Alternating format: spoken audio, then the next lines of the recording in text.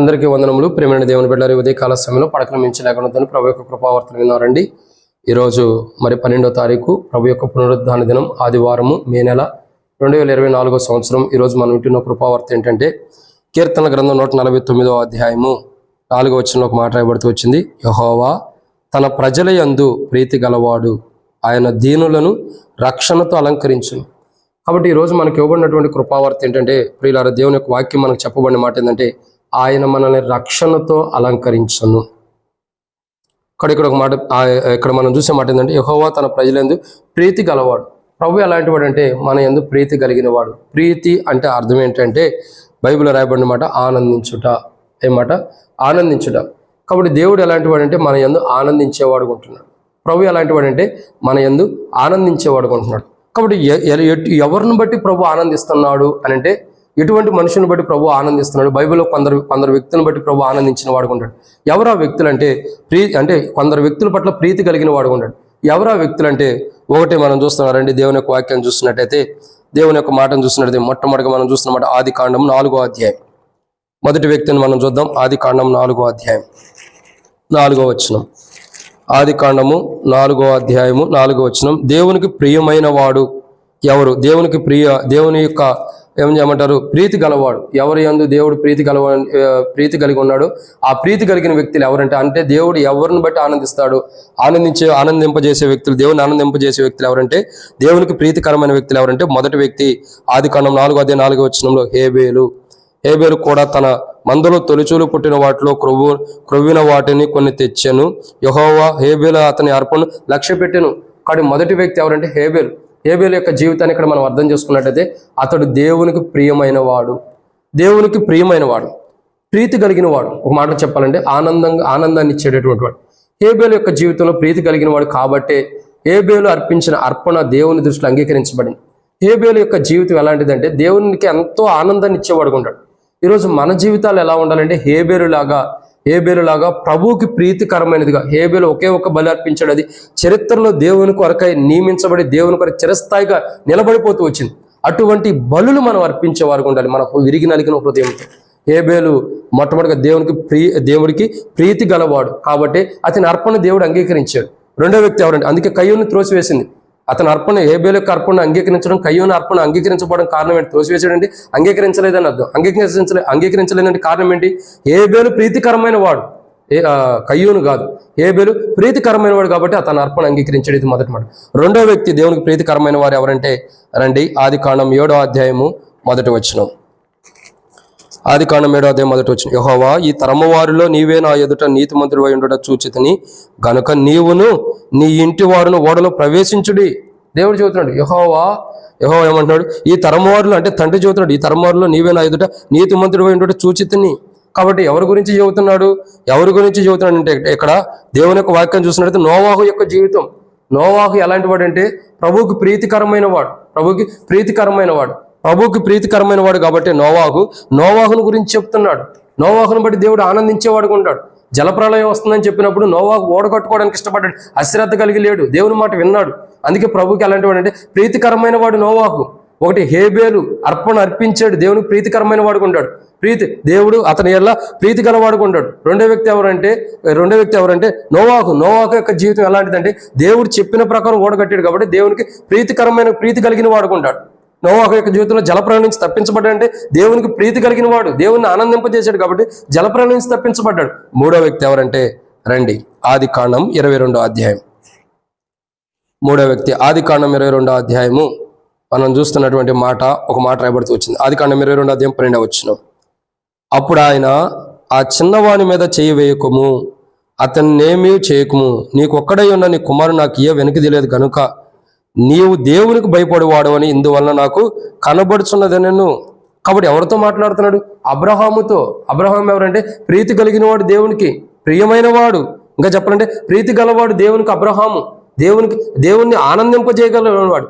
దేవుడు హేబేలును బట్టి ఆనందిస్తున్నాడు, దేవుడు నోవాహును బట్టి ఆనందిస్తున్నాడు, దేవుడు అబ్రహామును బట్టి ఆనందిస్తున్నాడు. వీరు ముగ్గురు ఎలా ప్రీతి కలిగిన వాడుకుంటాడు. ప్రీతి కలిగి ఉండటం అంటే అర్థం ఏంటంటే ఆనందంగా ఆనందించడం. ఎందుకు ఆనందిస్తున్నాడు అబ్రహామును బట్టి? ఎందుకంటే అబ్రహాముకు ఒక కుమారుడు ఉన్నాడు. అబ్రహాముకు ఒక్కడై ఉన్న ఒక కుమారుడిని ప్రభు ఏమన్నాడు, బలిగా ఇమ్మన్నాడు. అంటే అబ్రహాం యొక్క జీవితంలో ఏదైతే పరీక్షలు ఉన్నాయో ఆ పరీక్షల్లో అబ్రహాము నిలబడ్డాడు. ఆ పరీక్షలో అబ్రహాము గెలిచాడు.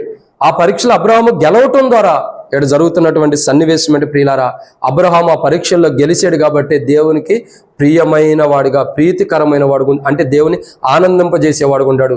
ఇది మూడో మాట. నాలుగో వ్యక్తి ఎవరంటే రండి దేవుని యొక్క వాక్యం చూద్దాం. మొదటి రాజుల గ్రంథము 4వ వ్యక్తి 11వ అధ్యాయం 13వ వచనం. మొదటి రాజుల గ్రంథం 11వ అధ్యాయము 13వ వచనం. మొదటి రాజుల గ్రంథం 11వ అధ్యాయం 13వ వచనం. రాజ్యమంతయు తీసివేయను, నా దాసుడైన దావీదు నిమిత్తం నేను కోరుకున్న యెరూషలేము నిమిత్తం ఒక గోత్రం నీ కుమారునికి ఇచ్చేదను. కాబట్టి ఇక్కడ 4వ విషయం ఏంటంటే దేవునికి ప్రీతికరమైన వారు ఎవరంటే 4వ వ్యక్తి దావీదు. దావీదు రాజు యొక్క జీవితాన్ని చూస్తే దేవుడు ఎంతగానో సంతోషిస్తాడు. ప్రతి సందర్భంలో కూడా నిజంగా ఏ వ్యక్తి అనగలడండి? మరణ పంచులు ఉండగానే యెహోవా నా కాపరి అని ఎవరు చెప్పగలరు? ఆయన నా దుడ్డికరే, ఆయన దుడ్డికరే అని దండను, నా దుడ్డికర కదా, ఆయన దుడ్డికరే దాని దండను నన్ను ఆదరించినని ఎవరు చెప్పగలరు? అడుగు మాత్రంలో మరణం ఉండేవాడు ఎంత సంతోషిస్తున్నాడు దేవుని బట్టి. దేవుడు నా మరణం తప్పించగలడని. దావీదు లాంటి వాడు లేడు భూమి మీద, పుట్టబోడు కూడా.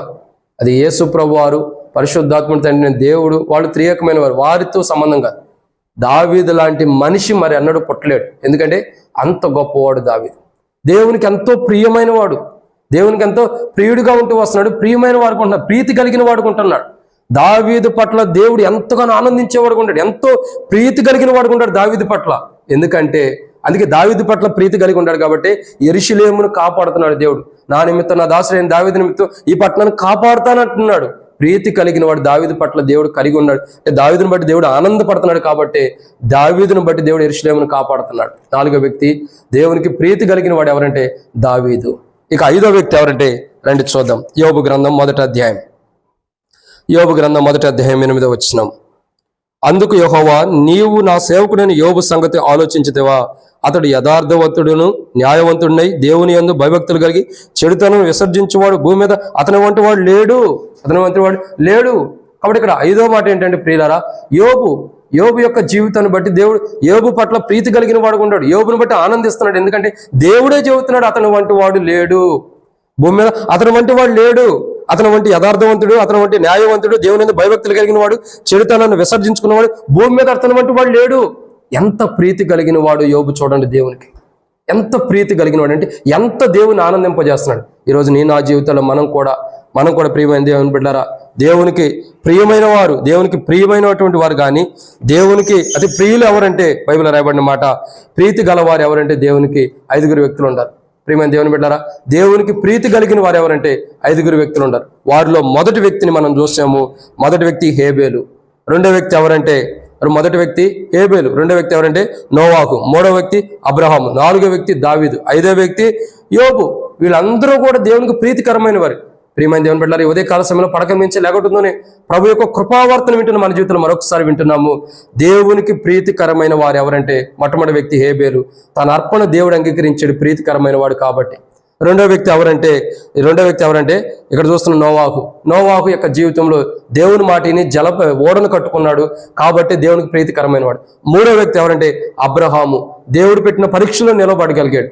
4వ వ్యక్తి ఎవరంటే దావీదు హృదయానుసారుడిగా ఉన్నాడు కాబట్టి దేవుడు దావీదుని బట్టి పట్టాన్ని కాపాడుతున్నాడు. 5వ వ్యక్తి ఎవరంటే దేవునికి ప్రీతికరమైన వాడు యోబు యొక్క జీవితం యథార్థవంతుడు, న్యాయవంతుడు, నీతిమంతుడుగా ఉంటాడు. చెడుతనాన్ని విసర్జించుకున్నాడు, దేవుని భయభక్తులు కలిగి ఉంటాడు. కాబట్టి యోబు దేవునికి ప్రీతికరమైన వాడుగా ఉంటాడు. ప్రీతి కలిగిన వాడుగా ఉంటాడు. దేవుడు వారి పట్ల వారు ప్రీతికరమైన వారుగా ఉంటారు. దేవుడు కూడా వారి ఎడల యెహోవా తన ప్రజలను ప్రీతి గలవాడు. ఎవరి ప్రజలంటే ఈ 5 హేబేలు, నోవాహు, అబ్రహాము, దావీదు, యోబు. ఈ 5 పట్ల దేవుడు ప్రీతి కలిగిన వాడుగా ఉన్నాడు. ఎందుకంటే వీరు 5 దేవుని కార్యాల పట్ల ఆసక్తి కలిగిన వారుగా ఉంటారు. కాబట్టి మన జీవితంలో కూడా ప్రీతికరమైన వారుగా, దేవునికి ప్రీతి గలవారిగా, దేవుడు మన ఎడల ప్రీతి కలిగినట్లు, అంటే దేవుడు మన ఎడల ఆనందించే క్రైస్తవ జీవితం మనం జీవించినట్లు ప్రభు మన సాయించను గాక. మరొకసారి రిమైండ్ చేస్తున్నాను చివరిగా, ప్రియమైన దేవుని బిడ్డలారా, యెహోవా తన ప్రజలను ప్రీతి గలవాడు. ఎవరి ఎడల ప్రీతి కలిగి ఉన్నాడంటే మొదటి వ్యక్తి కనపడుతుంది మనకి బైబిల్లో హేబేలు తన అర్పణ అంగీకరించిందని బట్టి దేవుడు హేబేలు పట్ల ప్రీతి కలిగిన వాడుకుంటాడు. రెండో వ్యక్తి ఎందుకంటే అంగీకరించబడిన అర్పణ. రెండవగా చూసినట్లయితే దేవుడు చెప్పిన పరిమాణంలో, దేవుడు చెప్పిన విధానంలో ఓడను కట్టుకున్నాడు కాబట్టి దేవుడు తన ఎడల ప్రీతి కలిగిన వాడు ఉన్నాడు. మూడో వ్యక్తి ఎవరంటే అబ్రహాము దేవుని ఎడల ప్రీతి. అబ్రహాము దేవుడు చెప్పిన మాట విన్నాడు, దేవుడు పెట్టిన పరీక్షలో నెగ్గాడు కాబట్టి, ఆ పరీక్షను త్రోసివేయకుండా నిలబడ్డాడు కాబట్టి దేవుడు అబ్రహాము ఎడల ప్రీతి కలిగిన వాడు ఉన్నాడు. ఇక నాలుగో వ్యక్తి ఎవరంటే దావీదు ప్రతి విషయంలో దేవుని చిత్తానుసారంగా జీవించాడు, దేవునికి ఇష్టడుగా ఉంటూ వచ్చాడు కాబట్టి దావీదు ఎడల దేవుడు ప్రీతి కలిగిన వాడు ఉన్నాడు. ఇక ఐదో వ్యక్తి ఎవరంటే ఇక్కడ యోబు యథార్థవంతుడు, నమ్మకస్తుడు, న్యాయవంతుడు ఉంటాడు కాబట్టి దేవుడు యోబు పట్ల ప్రీతి కలిగిన వాడు ఉంటాడు. ఈరోజు మన ఎడల కూడా దేవుడు ప్రీతి కలిగిన వాడు ఉండాలంటే, మన ఎడల కూడా దేవుడు ఆనందించాలంటే, మన ఎడల కూడా ప్రీతి కలిగి ఉండాలంటే మనం కూడా దేవునికి ఇష్టలుగా ఉండాలి. ఈ యొక్క జీవితంలో ఎవరెవరు ఎట్లా జీవిస్తూ వచ్చారో వారి ఐదుగురు యొక్క అనుభవాలు మనలో ఉన్నట్లు, అదే రీతిలో హేబేలు కానీ, నోవాహు కానీ, అబ్రహాము కానీ, దావీదు కానీ, మరి యోబు కానీ వారి యొక్క జీవితంలో ఉన్న అనుభవాలు మన జీవితంలో ఉండినట్లు మనం కూడా దేవుని చిత్త ప్రకారం జీవించినట్లు, దేవుడు మన ఎడల ప్రీతి కలిగిన అనుభవం మనం దేవునిలో జీవించినట్లు ప్రభు మన సాయం చేయను కాక ప్రార్థన. ప్రేమ కలిగిన తండ్రి వందనాలు. మేము మీ ఎడల ప్రీతి కలిగిన వారమై మీలో ప్రభా మీ ఎడల మేము ప్రీతి కలిగి ఉండాలా, మీరు మా ఎడల ప్రీతి కలిగి ఉండాలి. కాబట్టి మేము మీ యందు ఆనందించాలి, మీరు మా యందు ఆనందించాలి. మీరు మా యందు ఆనందించే క్రైస్తవ జీవితాన్ని జీవించడానికి సాయం చేయమని దినమంతా కాపుదల మీ నడిపింపును కోరుకుంటూ ప్రభు యేసుక్రీస్తు నామం పేరట ఉదయకాల సమయంలో పడకల నుంచి లేవటంతో వింటున్న కృపావర్తను బట్టి ఈ కృపావర్త మీరు అనుగ్రహించినందుకై ప్రభు యేసుక్రీస్తు నామం పేరట విశ్వాసంతో ప్రార్థిస్తున్నాం తండ్రి, ఆమేన్. అందరికీ ప్రేమ దేవుని బిడ్డలారా, ప్రభు యేసుక్రీస్తు నామం పేరట వందనములు, ప్రైస్తున్నారు.